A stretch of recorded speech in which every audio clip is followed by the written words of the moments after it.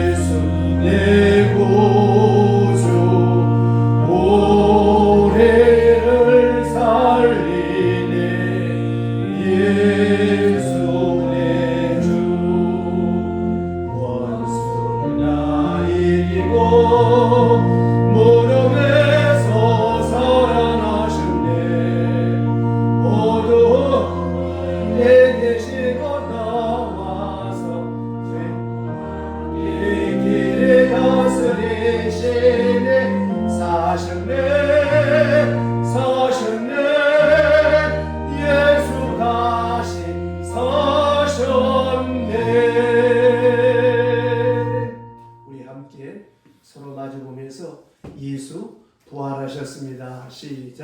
예수 부활하셨습니다. 감사합니다.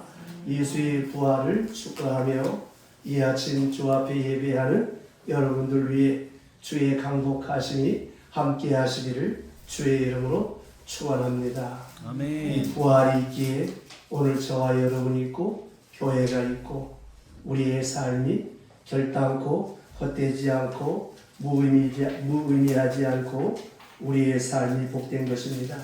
우리가 함께 교독한 교독문 134번 고린도전서의 말씀에 보면 중간 부분에 뭐가 있습니까? 그리스도께서 만일 다시 살아나지 못하셨으면 우리의 전파하는 것도 헛것이요 우리의 믿음도 헛것이며 만일 그리스도 안에서 우리가 바라는 것이 다만 이 세상의 삶뿐이면 모든 사람 가운데 우리가 어떻다 그랬어요? 더욱 불쌍한 사람이라. 불쌍한 존재라. 왜 불쌍할까요? 하고 싶은 것도 다 못하고 그렇다고 거룩하게 사는 것도 아니고 이것도 저것도 아니고 얼마나 허망하겠습니까? 그런데 여러분 예수께서 부활하셨기 때문에 우리의 삶이 헛되지 않습니다. 여러분 눈으로 볼 때 악이 판을 치는 것 같고 역사 이해를 보면 미친 사람들이 일어나서 다스리는 것 같지만 그러나 그 배후에는 누가 있습니까? 살아계신 하나님 부활하신 그리스도께서 역사를 주관하신다고 아놀드 토인비의 역사 이해에 그렇게 나와 있습니다. 여러분 우리의 생과 사와 화복 우리 마음대로 됩니까? 이 역사가 지멋대로 움직여지는 겁니까? 우리가 볼 때는 참 하나님 안 계신 것 같고 뭐 저런 인간들이 저럴까 참 한심스럽고 개탈스럽지요. 제가 성금회를 저에게 말씀드렸던 것처럼 AI가 발달하면서 영화에 나오는 터미네이터 같은 그런 세상이 모자라 되고 지금도 이미 로봇이 상용화되어져 가는 세상입니다. 그런데 중요한 것은 인간의 바벨탑이 하나님만큼 쌓아지려고 할 때 하나님은 창세기를 다 무너뜨리잖아요. 인간의 천당의 문화가 하나님과 도전하려고 이런 세대의 천당 지옥이 무슨 의미가 있겠습니까? 돈만 있으면 다 되는데 그러나 여러분 시작이 있으면 끝이 있고 끝에는 하나님의 심판이 있다는 사실을 우리가 믿고 살아가는 것이 그리스도입니다. 만약에 어떤 무식하고 정신 나간 사람처럼 그런 말이 있죠. 개똥밭에 굴러도 저승보다 이승이 낫다고. 가보고 그런 얘기를 하면 내가 말도 안 하겠어. 가본 사람이 아무도 없잖아요. 오직 예수 그리스도만이 죽었다가 다시 살아나셨고 그 하늘의 심오한 진리를 우리에게 말씀해 주시기 위해서 이 땅에 오셔서 복음, 기쁜 소식, 생명의 소식을 전파했지만 사람들은 안 믿어요. 그래서 삶이 황무해지는 것입니다. 사람이 참 이상한 존재예요. 실험을 했습니다. 그림이 지나가는데 거기에 분명히 여러 가지 그림이 있었어요. 근데 사람은 자기 관심 밖에 그는 보지 못해요. 자기가 관심 있는 것만 보는 거예요. 한번 실험을 했는데 사슴이 지나가고 코끼리가 지나고 물고기가 지나고 다 지나갔는데 거기 사슴을 본 사람이었어요. 뭘 말하는가 하면 자기가 지향하고 자기가 경험하고 자기 머릿속에 있는 것만큼만 보고 생각한다는 것이죠. 그러니까 경험적 진리 그리고 지식과 학습에 의하여 축적된 자기 지식 요 작은 카테고리 안에 요 테두리 안에서 사람은 생각하고 살아가는 거예요. 그래서 내가 알고 내가 터득한 경험과 지식이 아니면 없는 것처럼 생각을 해요. 그럼 과연 없겠습니까? 자, 내가 있는 것을 없다고 우긴다고 해서 없어지겠냐 말이에요. 또 하나, 없는 걸 내가 있다고 우긴다고 해서 없는 게 있어지겠냐 말입니다. 아니잖아요. AI 얘기 하나 더 할게요. 상대성 이론과 양자 물리학이 이제 AI에 의해서 합성이 되어지면 무서운 세상이 됩니다.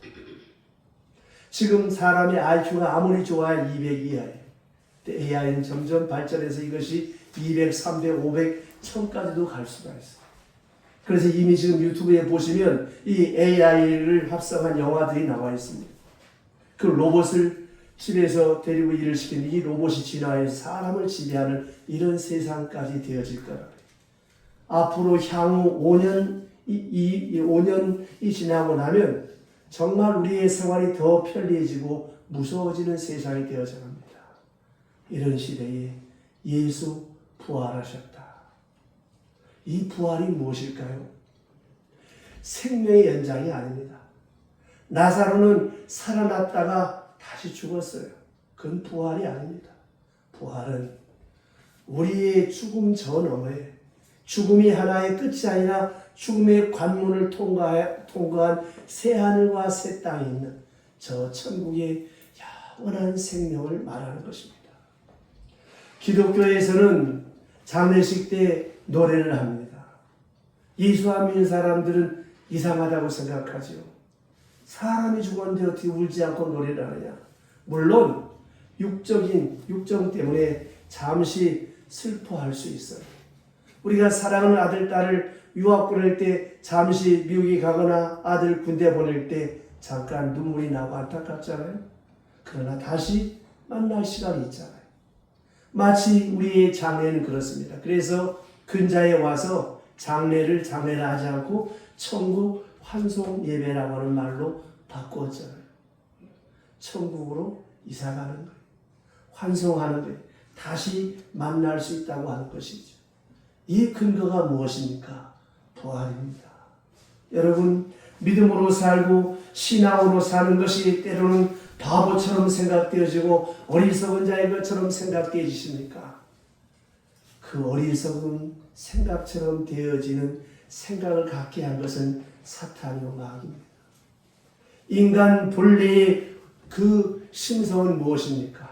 선을 행하고 의를 행하고 돕고 베풀고 희생하고 사는 것이 하나님께서 지으신 원래의 인간의 모습입니다. 그런데 어느 사이 악한 영이 나를 지배하면서부터 시기와 질투와 미움과 증오 속에 상대방을 끌어내고 상대방 것을 착취해서 내 것을 만들려고 하는 사악한 존재가 되어버리고 만 것이죠.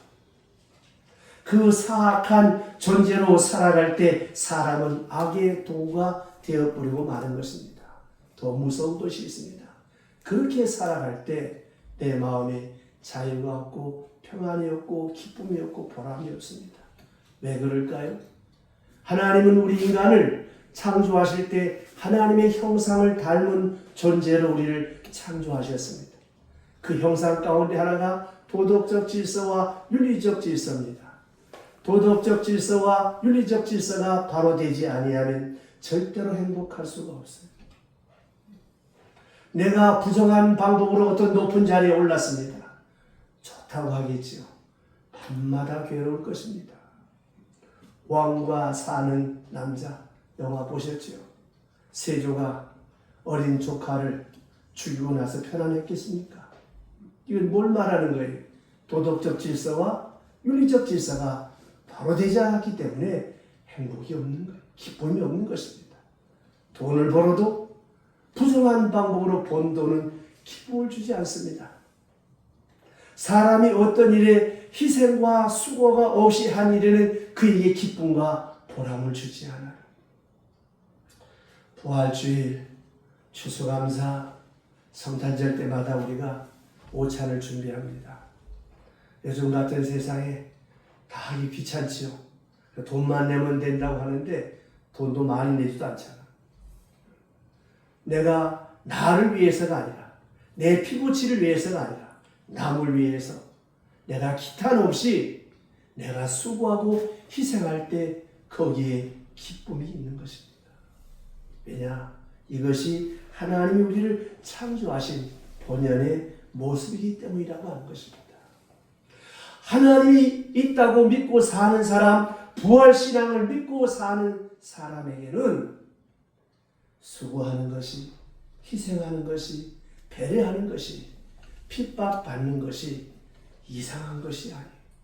오히려 그것이 나의 기쁨이요, 나의 자랑이요, 나의 상급이 되어지는 것입니다. 엄청난 세계관이지요. 엄청난 가치관의 변화지요. 엄청난 목적관의 변화지요. 예수가 없으면 어떻습니까? 그저 내 거, 그저 나 하나만. 그래서 사람의 외로움과 고독과 허무함이 찾아오는 것입니다. 오늘은 부활주일입니다. 부활주일이 우리 권사님 기도했던 것처럼 하나의 열 행사가 아니라 이 부활주일이기 때문에 기독교가 있고 부활주일이 있기 때문에 우리가 복음을 전하는 일이 소중한 것이고 부활주일이기 때문에 우리의 삶이 육적인 삶이 아니라 그리스도 지향적인 삶을 살아가는 삶의 목적이 있는 것입니다. 예수 부활하셨네. 이 부활 속에 우리가 지향하는 가치관이 바뀌어지잖아요. 예수가 가장 귀하다. 돈이 가장 귀하고 성공 추세가 가장 귀한 것이 아니라 예수, 하나님이 가장 귀한. 왜? 그분이 나의 생과 사와 화와 복을 주관하시는 분이니까. 나는 그분을 믿기에, 그분에게 모든 것이 있음을 믿기에 돈보다도 그것이 더 귀하기에 예수님 비유로 말씀하시기를 밭을 갈다가 오늘 보니까 그 밭에 엄청난 보화가 감춰져 있는 얼른 밭을 덮고 집에 가서 자기 재산 정리다 하고 빚 얻어다가 그 밭을 샀다. 왜 샀을까요? 그 밭 속에 소중한 보화가 있기 때문에 모든 걸 다 내버리고 그 밭을 사는 것처럼 내가 살면서 예수를 발견하고 하나님을 믿는 이것이 가장 귀한 것임을 알기에 주 예수보다 귀한 것은 없네. 노래하고 찬송하잖아요. 주 예수보다도 귀한 것은 없네. 이 세상 무기와 바꿀 수 없네. 그래서 많은 초대교회 성도들은 여러분 영화 보셔서 아시던 것처럼 원형 경기장에서 사자밥이 되어 죽어가면서 심지어 순교사에 보면 인간 횃불로 사람 몸에다가 심지를 와서 불태워 죽이면서도 웃으면서 죽을 수 있었던 이유가 바로 여기에 있는 것입니다. 왜? 예수가 부활하셨고 육체가 끝이 아니고 다음에 하나님의 나라가 있기 때문에 그 사실을 믿기에 저들은 환난과 핍박을 두려워하지 않았습니다. 우리가 왜 복음을 전해야 됩니까? 이 사실을 모르는 사람에게 알게 하기 위해서. 그래서 예수 믿는 사람은 믿는 사람과 결혼해야 된다는 이유가 뭐냐면 안 믿는 사람과 믿는 사람의 가치관, 세계관, 우주관, 목적관이 너무 다른 것입니다. 예수 안 믿는 사람은 그저 인본주의, 돈, 성공, 자기 쾌락, 자기 즐거움 이게 그의 생의 목적이 가치관이고 그가 지향하는 세상의 목표예요. 그러나 예수 믿는 사람은 그리스도가 최고. 어떻게 하면 내가 거듭나서 하나님의 영광을 나타낼 수 있을까? 그를 영화롭게 하는 존재가 될 수 있을까? 이게 우리의 새해 목적이에요. 그리고 세상이 지 멋대로 움직이는 것이 아니라 하나님이 주관하신다. 이 세계관을 가지고 있는 사람과 없는 사람과는 삶이 다르잖아요. 그러니까 갈등이 생기는 거예요. 그래서 가급적이면 믿는 사람과 결혼하는 이유가 지향하는 생의 목표나 가치관이나 세상을 보는 눈이 같아져야 되기 때문이라고 하는 것입니다. 왜 그럴까요? 예수 부활하셨고 하나님이 살아 역사하시기 때문입니다. 아멘. 제가 여러분들 다시 거듭거듭 주장하는 얘기가 하나 있죠. 다시 태어날 수 없지만 다시 산다면 정말 좋은 목사가 되고 싶다. 나는 이것처럼 귀한 일이 없다고 생각을 해요. 왜냐하면 이 세상의 삶은 무엇입니까? 그죠? 돈벌이하고 좋은 집에 살고 좋은 차 타고 의시되고 이게 다잖아요. 그러나 목사는 뭐예요? 많은 사람의 삶을 복되게 하나님께로 인도하는 영적인 가이드이자 영원한 생명을 주 앞으로 인도하는 사람이잖아요. 얼마나 복된 것입니까? 그래서 두렵고 떨릴 때가 참 많습니다. 안타까울 때가 많습니다. 좀 더 공부를 많이 했더라면, 좀 더 내 인격이 좀 더 성숙했더라면 이 주옥 같은 말씀을 우리 성도들에게 바르게 선포해서 우리 성도들의 믿음이 충만해지고 성령이 충만해져서 초대교회와 같이 몇 안 되는 성도지만 세상 가운데 거룩한 영향력을 줄 수 있는 그런 예수의 사람으로 성장시키셨을 텐데 사람 많이 모이는 게 중요한 것이 아닙니다. 몇 사람이 모였든지 말씀을 통해서 변화된 삶을 살아가는 오늘 말씀에 보세요. 이 핍박받는 사람들 41절에 보세요. 사도들은 그 이름을 위하여 능력받으니 합당한 자로 여기심을 기뻐하면서 공회 앞에서 떠나니라. 이런 성도가 돼야 돼요. 예수 믿는 것 때문에 핍박을 받지만 핍박을 자랑으로 영광 왜? 살아계신 하나님이시니까. 그래서 우리나라가 암울하고 침울했을 때 서양 선교사들이 자신들이 안정된 삶을 다 내놓고 척박한 이 대한민국 땅에 와서 학교를 세우고 병원을 세우고 복음을 전했지 않습니까? 그 복음이 안 들어왔다면 우리가 오늘 이렇게 살 수 있었겠습니까? 우리가 이 부활주의를 맞이해서 이런 성도, 이런 믿음의 사람이 되어져야 되는 것입니다. 부활은 하나의 신점이 아니에요. 하나의 이벤트가 아닙니다. 살아 역사하시는 하나님의 사건입니다. 죽어 사흘된 예수의 돌문이 열리면서 그리스도께서 살아나셨고 수위를 다 그 자리에 놓고 부활하신 주. 이 부활의 예수를 우리는 믿고 살아가는 것입니다. 여러분 뭐 때문에 뼈 빠지게 번 돈을 하나님 앞에 냅니까? 뭐 때문에 수고합니까?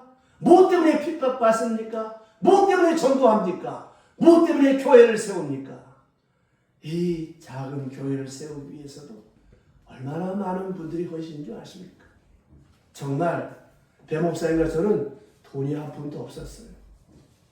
이 교회를 시작하면서 하나님이 얼마나 신명막중히 역사하는지 정말 놀랐습니다. 아마 지금 같으면 그렇게 못할 거예요. 하나님 은혜죠. 이 자재비 한 푼 없는데 일을 시작하고 나서 자재비 줄 때가 되면 돈이 들어와. 여기 들어올 때도 저 서대시청 일가 137번지 2층에서 전세 5천밖에 없었어요. 교인도 없었어요. 하나님이 역사한 줄로 믿으시기를 바랍니다. 아멘. 기독교사의 명화라고 불리는 스텐버그의 십자가라고 하는 그림이 있습니다. 예수께서 십자가에 돌아가시는 그 장면을 그린 그런 그림입니다. 이 그림도 유명하지만 이 그림이 그려지는 과정에서 일어난 일화가 더 많은 사람의 마음에 감동을 주는데 스텐버그라고 하는 유명한 화가가 성 베드로 성당의 위고 신부가 성당에 붙이게 된 예수님의 십자가상의 그 모양을 그려달라고 부탁을 합니다. 이 청탁을 받고 십자가에 매달린 예수님 그 거룩한 그림을 이 스텐버그가 그리기 시작합니다. 그림을 잘 그려나가다가 얼마 안 가서 그는 그림 그리기를 중단했습니다. 그 이유는 그림값이 너무나 형편없이 작게 책정이 되어졌기 때문이었습니다. 여기에 불만을 품고 그 그림값을 다시 흥정할 속셈으로 그림을 그리다가 붓을 놨습니다. 중단해버렸습니다. 중단한 동안에 그는 다른 그림을 그리게 되는데 소위 집시의 여인 페피타라고 하는 그 여자를 모델로 해서 세속적인 그림, 모름지기 나체 그림 같은 그런 그림을 그리게 되었습니다.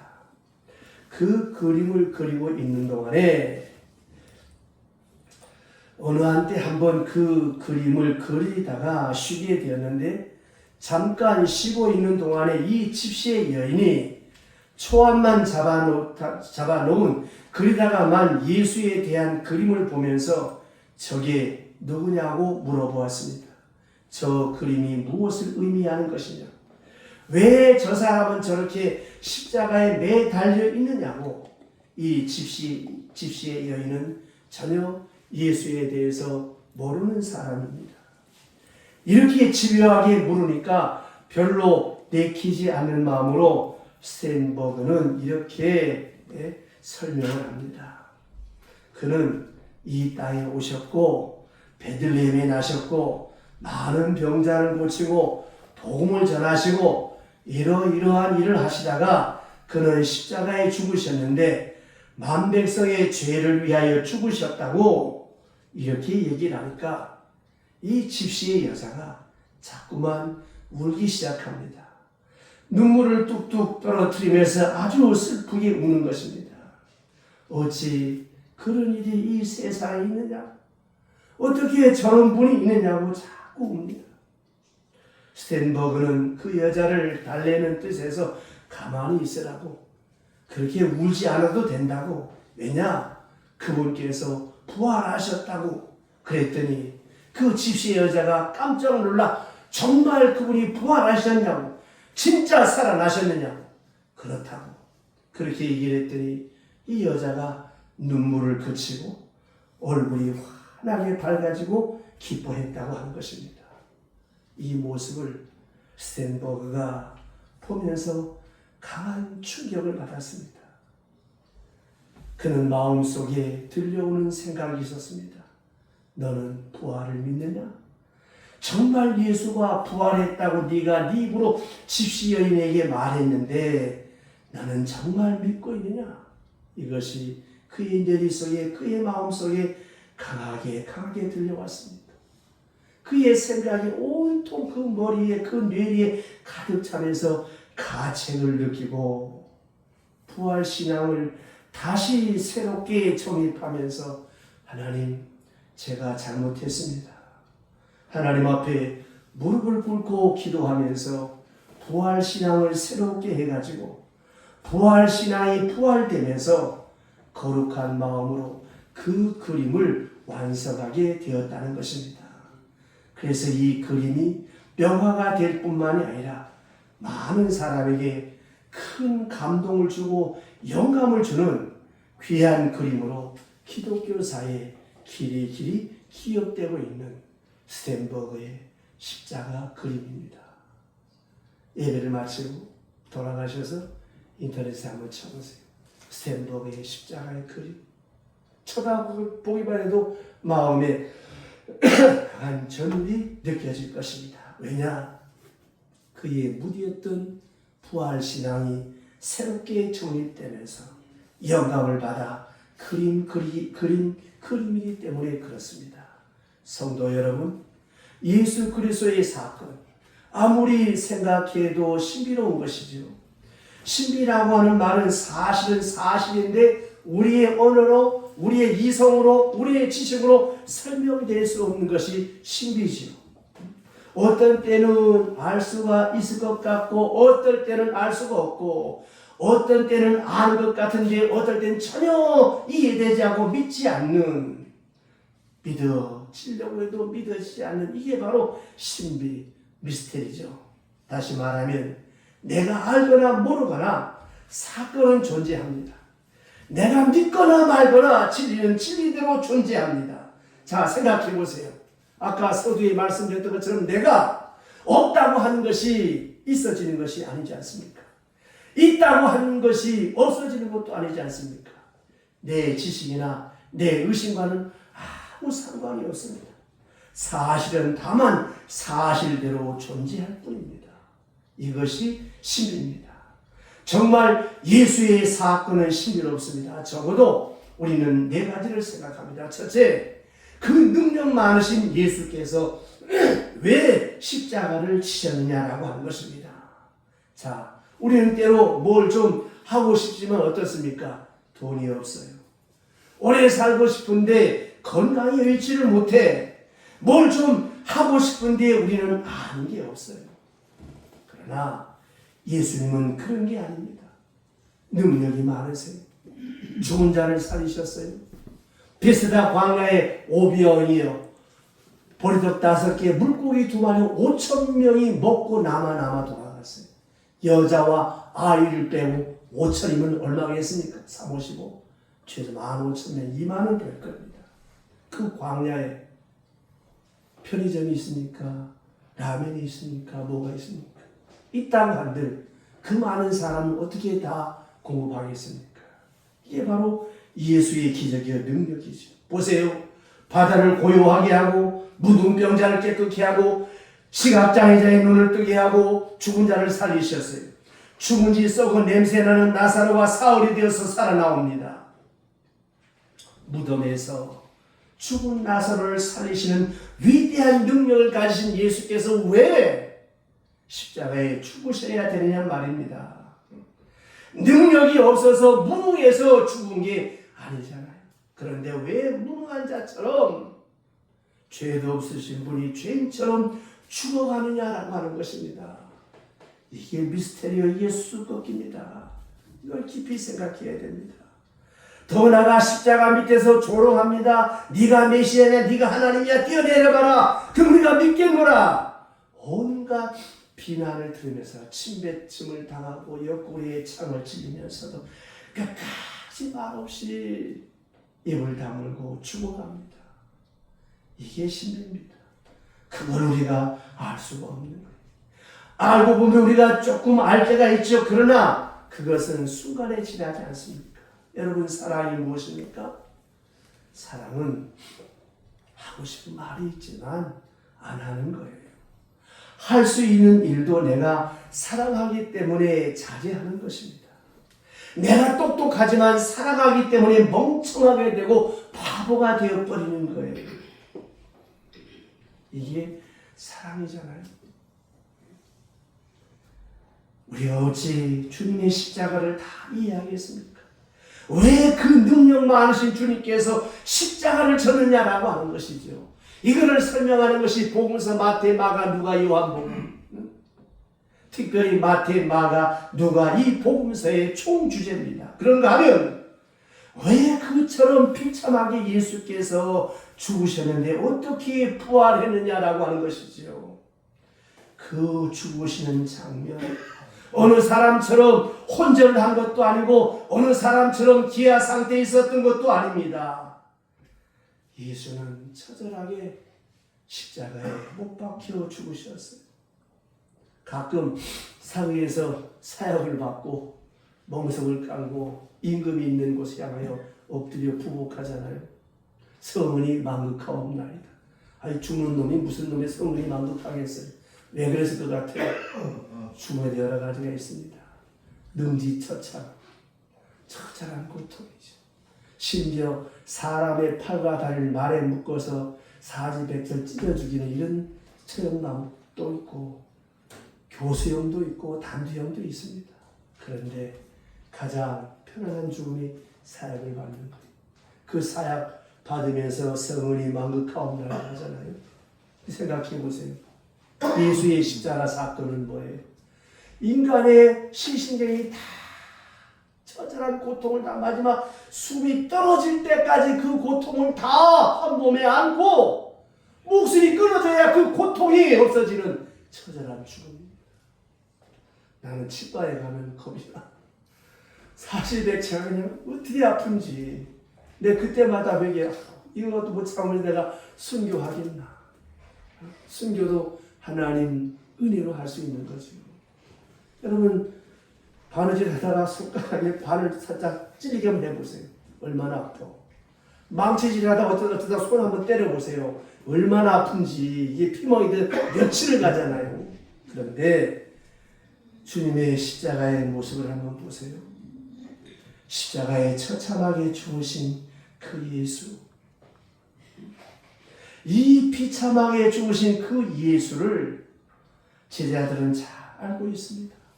동시에 그가 부활했다. 그런데 믿을 수 없었다는 이야기죠. 믿을 수 없죠. 오늘도 여러분들이 이 부활 신앙만 바로 돼 있으면 우리의 삶의 자세가 이렇게 흐트러지겠어요? 세상으로부터 왜 교회가 욕을 먹고 왜 목사님 욕을 먹겠습니까? 부활 신앙이 희미해지니까 아무런 감동도 못 줄 뿐더러 지탄만 받는 것입니다. 그래서 다른 제자들 무려 10제자가 예수를 만나 보았어요. 부활하신 예수를 만났으니 이치로야 설명이 되든 안 되든 우선 부활하겠다는 사실을 믿을 수밖에 없었잖아요. 그래 우리가 만나보았다. 도마와 같은 똑똑한 청년은 나는 안 믿는다. 너희들이 보았다고 말하되 나는 안 믿어. 내 손으로 예수의 못장을 만져보고 그 옆구리에 창자국이 옆구리에 손을 찔러 넣어 보고야 내가 믿겠다. 나는 눈으로 보지 않고 믿을 수 없다. 이게 당연한 거지. 그런데 예수는 부활하시고 살아나셨습니다. 후에 의심 많은 도마를 찾아오셨고 도마는 후에 인도 캘커타에 가서 복음 전하다가 사람의 몸의 껍질이 벗겨지는 그런 처형을 당하며 순교했습니다.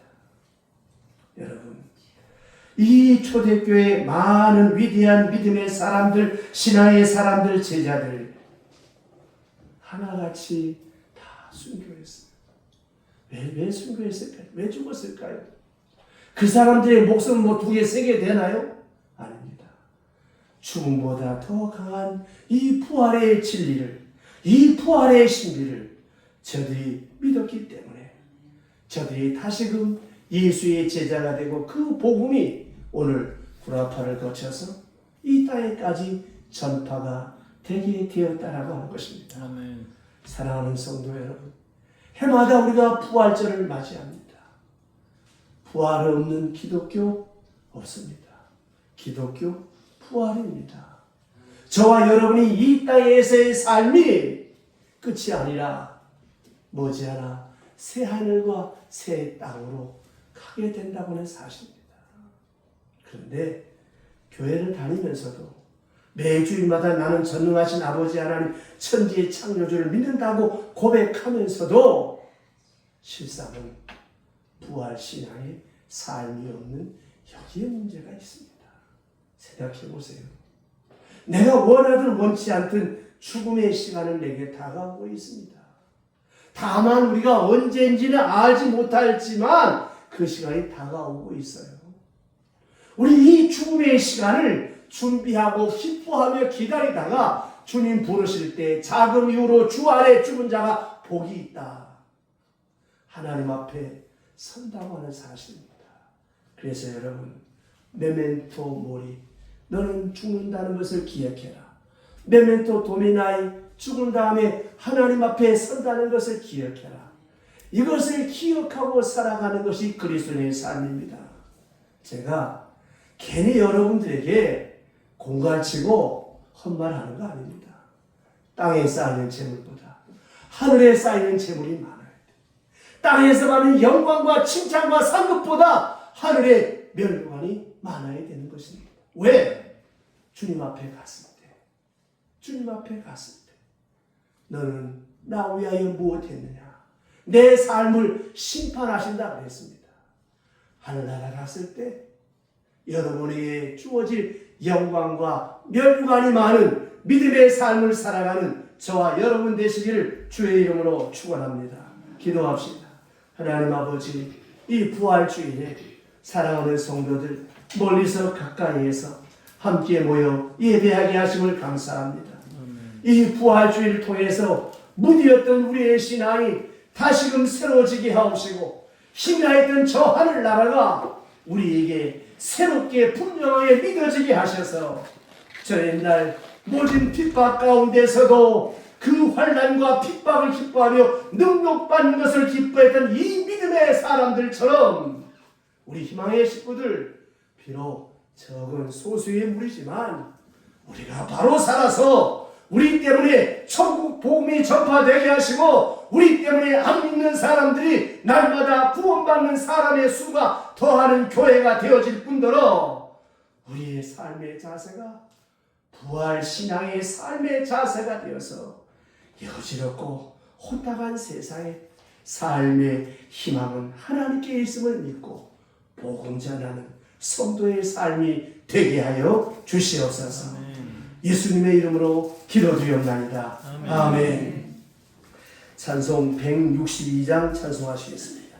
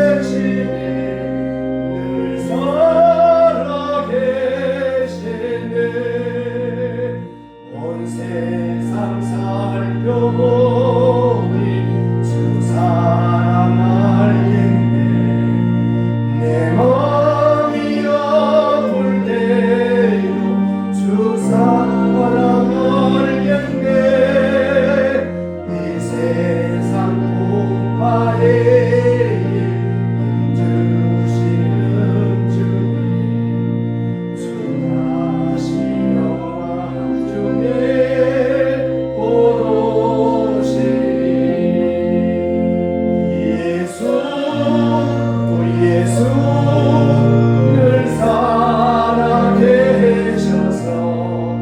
주 동행하여 주시며 늘 말씀하시네. 예수 예수 내 구세주 예수 내 맘에 살아계시네. 늘 살아계시는 주 믿는 성도들아, 주 믿는 성도들아, 다 기쁜 노래 주 예수 우리와 함께, 주 예수 우리와 함께 다 찬양 드리세. 이 세상 소망이요 이 세상 소망이요 잠시 무대에 주 예수 영원토록 주 예수 영원토록 찬양하세. 예수 예수 예수 늘 살아계셔서 주 동행하여 주시며 늘 말씀하시네.